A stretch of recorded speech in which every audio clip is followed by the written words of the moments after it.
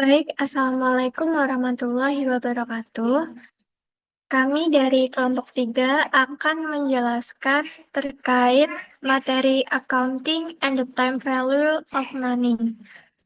Sebelum kita masuk ke materi, izinkan kelompok kami memperkenalkan diri terlebih dahulu.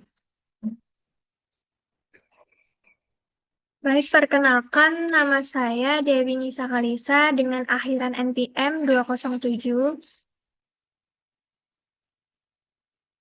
Baik, saya Marsha Rafada dengan akhiran NPM 194.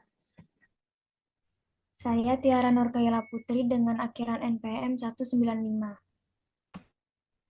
Saya Kartika Dewi Sirostari dengan NPM akhir 304.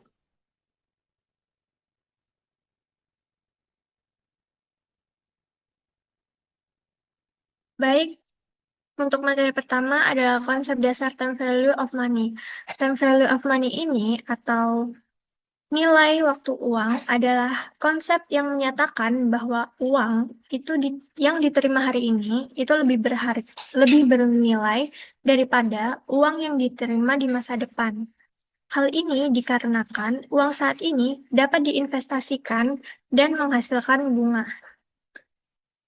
Contohnya, 1 juta sekarang bisa diinvestasikan dan di masa depan jumlahnya bisa menjadi lebih besar. Oleh karena itu, dalam dunia bisnis, kita perlu membandingkan nilai uang sekarang dengan nilai uang di masa depan.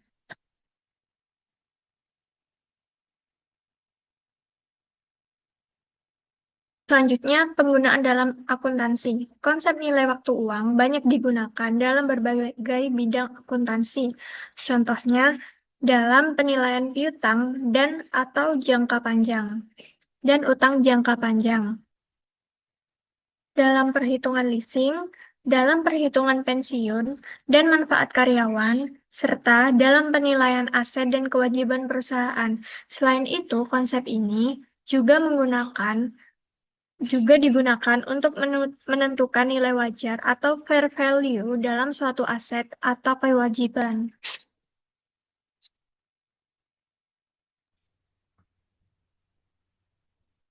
Lalu ada pengertian bunga atau interest. Jadi bunga atau interest itu adalah imbalan atas penggunaan uang dalam transaksi keuangan. Bunga merupakan selisih antara jumlah uang yang dipinjam dengan jumlah uang yang dikembalikan. Misalnya, seseorang meminjam 10 juta rupiah dan harus mengembalikan 10 juta rupiah ditambah 600 ribu rupiah. Nah, 600 rupiahnya itu adalah bunga. Lalu ada faktor yang mempengaruhi bunga. Besarnya bunga dipengaruhi oleh 3 faktor utama. Yang pertama adalah prinsipal, yaitu jumlah uang yang dipinjam atau diinvestasikan. Yang kedua ada interest rate, yaitu tingkat bunga yang digunakan. Lalu yang ketiga adalah time, yaitu lamanya waktu pinjaman atau investasi. Semakin besar jumlah uang, semakin tinggi juga tingkat bunganya. Dan semakin lama waktunya, maka bunga yang dihasilkan akan lebih besar.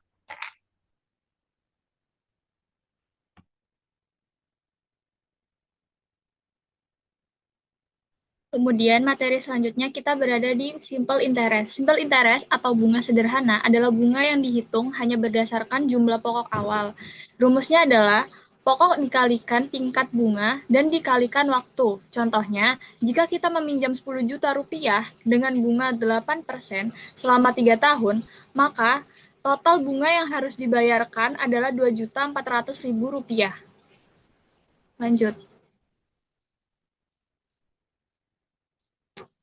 Lalu, ada compound interest. Compound interest atau bunga majemuk adalah bunga yang dihitung tidak hanya dari pokok awal, tetapi juga dari bunga yang telah diperoleh sebelumnya.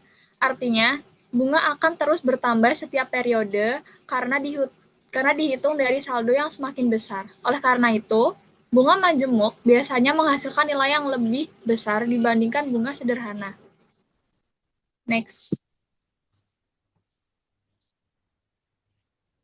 Baik, selanjutnya ada variabel utama time value of money. Dalam konsep time value of money terdapat 4 variabel utama.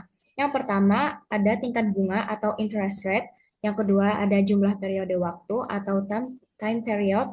Yang ketiga ada present value, yaitu nilai uang saat ini. Dan yang terakhir, keempat, yaitu future value, yaitu nilai uang di masa depan.